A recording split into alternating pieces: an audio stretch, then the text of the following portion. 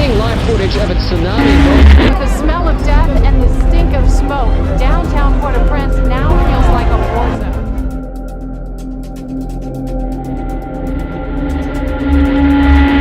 On one hand, we are that fierce fighter, but on the other hand, we also do these things that are not typically associated with combat operations.